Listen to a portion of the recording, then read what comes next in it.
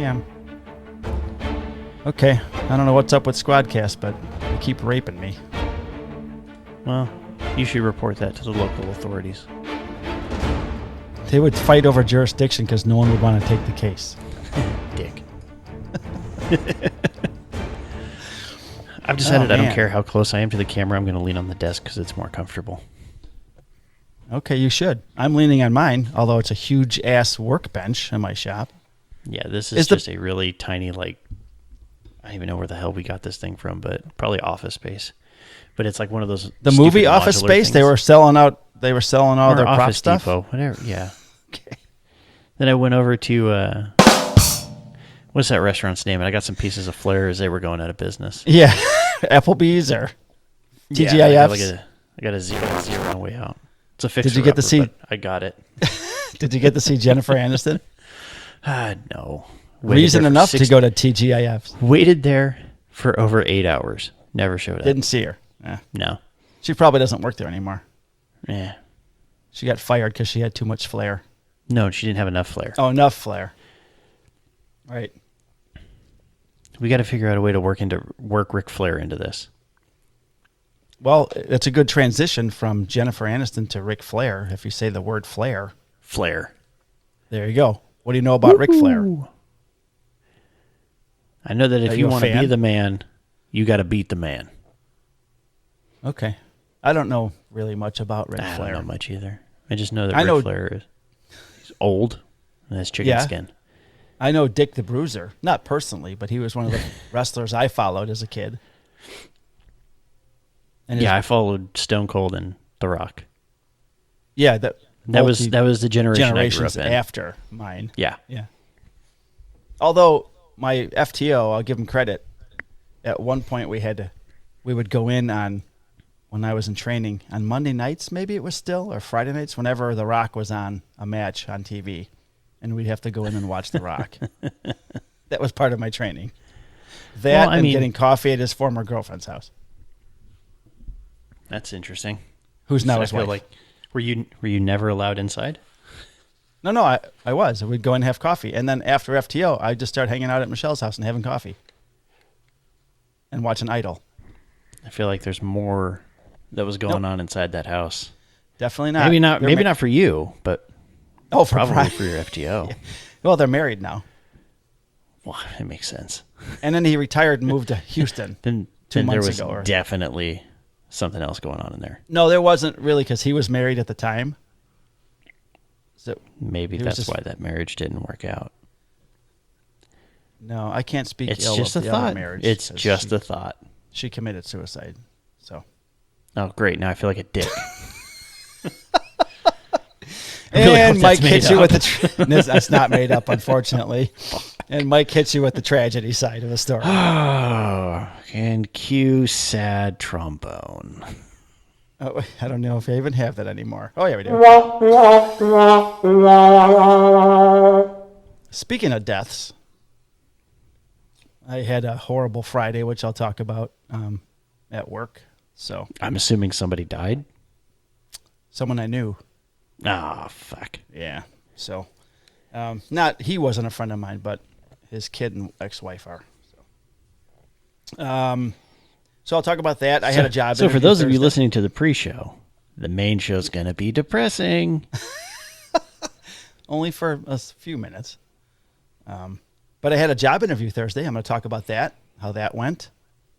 I'm hoping by tomorrow, which would be Wednesday the 11th, we're recording this on the 10th, that I'll hear something back. Either way, yay or nay.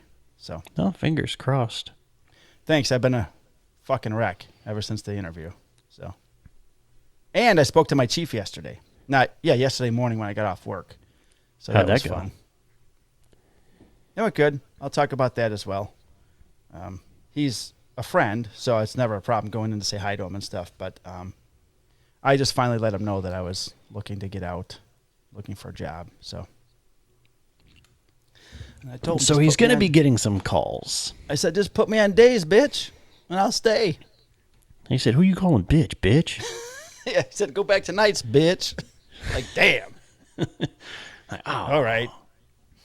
So we were talking about your countertop epoxy project coming on, so that's going to be fun to talk about in detail on the show. Yeah. We covered that on the live. Demo went 2 days. Isn't that always the case? You don't get everything done when you in the timely fashion that it's in your head? Yeah, I mean, I knew, and we'll talk about it more in the show, but I knew getting it done in 1 day was going to be kind of a pipe dream. But It's good to have dreams, though. yeah, and we got very close to achieving that goal, but, kid activities kind of got in the way. Damn kids always get in the way. Know. So inconvenient. I could probably be damn near done with this thing if I didn't have kids. My whole house would be done. I love you guys. Go back to bed. Yeah. Don't come in here with an axe. I'm just kidding. Yeah. That's why I keep the door in frame so I can look on the monitor. Yeah, there you go. I know what's coming.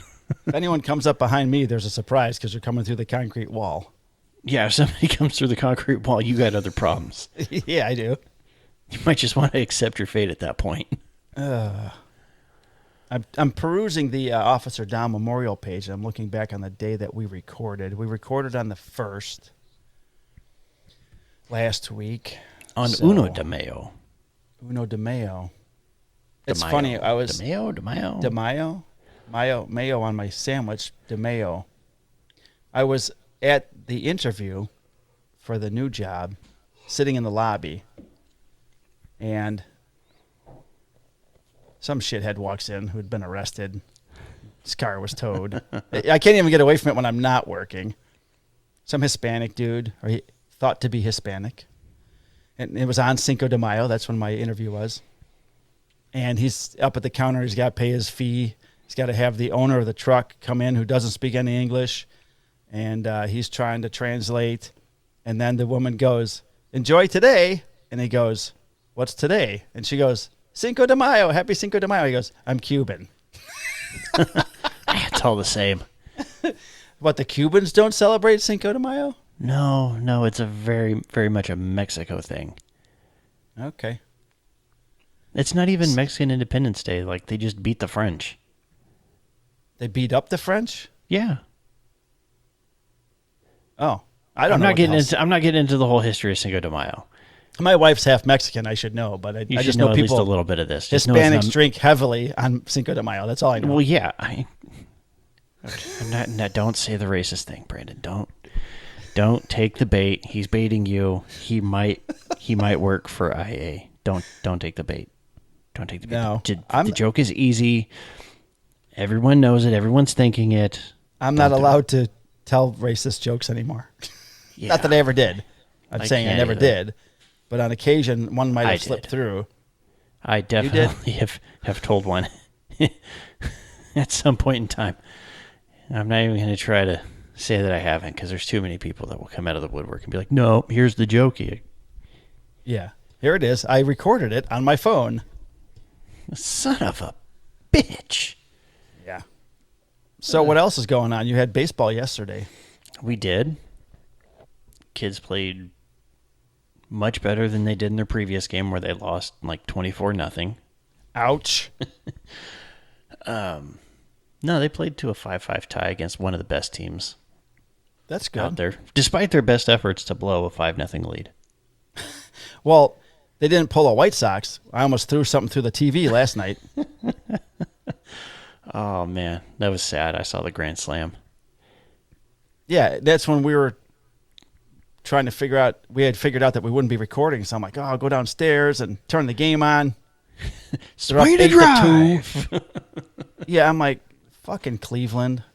Indians or Guardians, they fucking suck. I hate them. Whatever you want to call them today. I'm sick of them. I got the Giants. Well, I can't watch the game right now because I'd be very distracted. Right now, the Giants lead the Rockies 5-1. Oh, okay. I was going to put the Sox game on behind me, but I'm recording it so I can, while I'm working in the shop, I can turn it on. It's always a good decision. So, yeah, I think we're already kind of getting tired of not having our kitchen available to us. Did I ever tell you that? Well, yeah, because you got nowhere to put countertops. No. Right? No countertop space. At least the way that they built the cabinets, like if we had to use just the plywood or the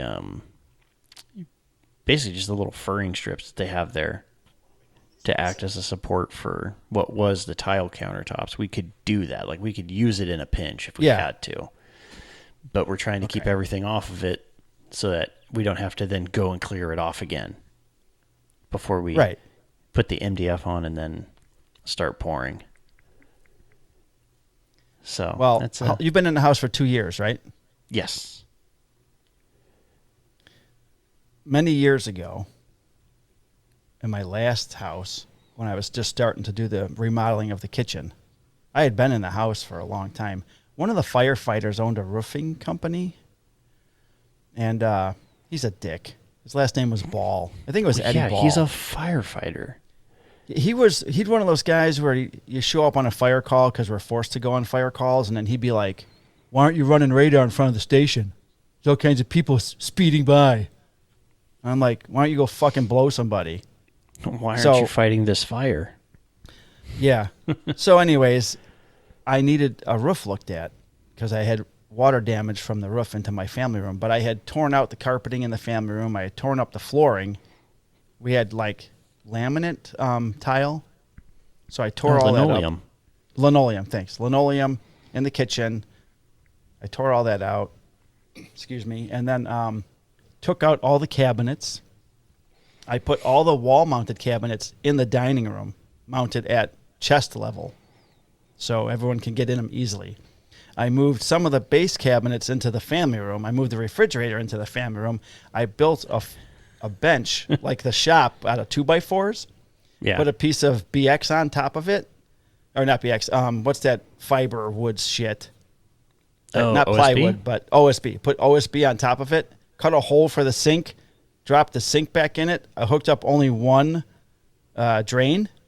And then the other side, I put a bucket under it in case someone forgot that there was no drain there. And then this guy comes to give me a price on the roof, and he goes, "You fixing this up before you move in?" I'm like, "No, fucker. I've lived here for 10 years. Thanks a lot. Just remodeling. Thanks for the insult." So, and of course, his prices were as high as his attitude, so I didn't use him. But yeah, solid. So choice. That's you. You got no countertop space. You should just build a bench, like a small island, out of 2x4s, and put all your shit on it. Yeah, we don't even have the sink though. Do what I did. Yeah, you can't I gotta go move that heavy ass sink from the side of the house into the house. Are you gonna sell that or give it away? I'm gonna probably take it to the dump. No, give it away. Someone will use it. Put it on Facebook Marketplace for free. No. If I have to interact with somebody, they're paying me money. I don't do human interaction without payment. Or a background check. I don't care. No, even then, not without payment. I have to get something in return for human interaction. That's where I'm at with society. Someone would pay you at least $50 for that sink. Maybe I'll throw it up there. Because if I can make $50 and not have to pick it up. Right. They have to haul it and take it away for $50. Yeah, so I'm going to hold on to it for a little bit, just until I get everything put back in and the new sink completely hooked up, in case I need to take the mount for the garbage disposal off of the bottom of that sink. I don't know what's in the whole kit. Okay. And this is the first time I've had to deal with a sink and garbage disposals and stuff like that. So I'm learning as I go. So I don't know if I'm going to end up needing to dismantle that from the original sink and then install it on the new one, or I'm going to have to go buy a new mount, or if the sink kit that I have, it comes with the faucet and the sink, is going to have a garbage disposal kind of receptacle on it. So, okay.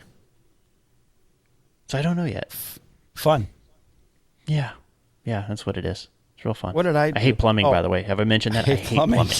I hate plumbing and electrical. It's the one trade I don't do is plumbing. Yeah.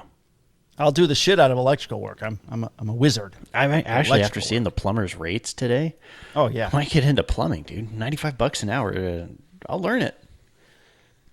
I think more people should skip going to college and just enter the trades. You'd make a killing, first of all.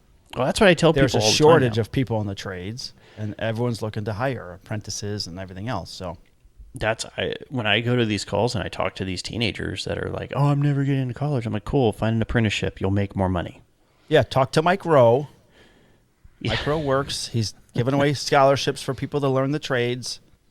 And Well, even so, if he can find it, if you can find a journeyman that's willing to take on an apprentice, you don't need to go to the trade school at all. You'll learn it all in your apprenticeship. As I'm looking for jobs, I started looking into woodworking jobs because I am a woodworker, and framing, finished carpentry because I've never been in a union, but I can do finished carpentry. I've got a resume that includes 3 houses. You know, 4, 5, a number of them that I've done for my friends as well. So I don't know. I'm getting fed up with the job search. 17 applications, 1 response. Which is ridiculous because everywhere in the world is hiring like mad right now. They're saying there's not enough. Right, but they don't want a 56-year-old guy? I don't know. Are you experiencing ageism? Are you being discriminated against? Do we need to get a lawyer? I think we do, and I think I am. I think you should go to the news. We'll see what happens because I just applied for a property evidence technician job. It's a civilian job, but you oversee all the property and evidence stuff for a police department. If I don't even get a call back on that one, having been a forensic investigator for, 18 years and worked over 40 homicide scenes and plus suicides and everything, if I don't get a call for that one, something's up. Yeah. My dad used to work there part-time. Eyebrows are going to need to get raised. Yeah. So we'll see if I even get a screw you email from them. I got the, hey. We're going in a different direction. Yeah. Someone not named Marrazzo. Yeah, somebody that is younger. Who might be 30 years younger. Who's not retired. So I don't know what people are looking for. You know Uncle Deli, right? Yeah. Okay, so Delmar, he lives just north of me. His police department's looking for a CSO, so I was going to hit him up and see if it would be a good position to apply for. Or if he's got the in. I just don't want something Monday through Friday. A lot of our CSOs are like the ones that don't make it through FTO. Yeah, well, that's different. They don't do that out here. They just hire individuals who weren't failed police officers. They'll hire some that are, that's the job that they want. But a majority of them are either people who didn't make it through FTO or people who are trying to get their foot in the door until they are ready to go through the police academy. Sure. And I understand that. And one of the questions in my job interview was, you have a CSO who continues to come in late. What do you do? I'm like, how old is this person? I'm like role-playing with the guy.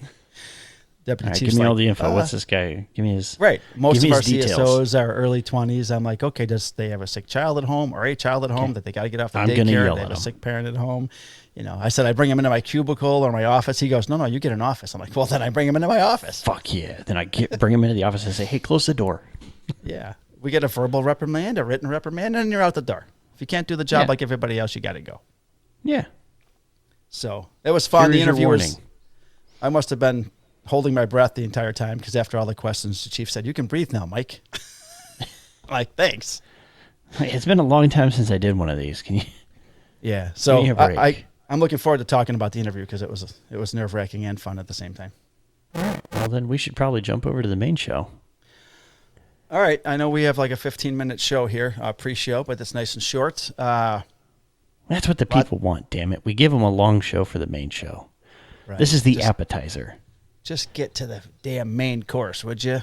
This is the wetting of the whistle. Wet whistle. Whistle wetter. Just don't say fluffer. Could we get a fluffer? That'd be great. I don't think there's 2 people that wouldn't like that. You one can in your house and one fine. in my house. I'm totally fine with using her as a fluffer for me. Oh, well, there you go. All right. I'm just saying. Fluff away. If we could get one, I'd be very much on board with that. All right. Well, you have to speak to her about that. Okay, we'll see what I can do. The answer is going to be a hard no. Good luck. I might die. So let's jump over. Okay. You've got some. I didn't even start the last part of Ozark yet. You're going to dive into it tonight. I'm diving into the final episode. The final. The final episode.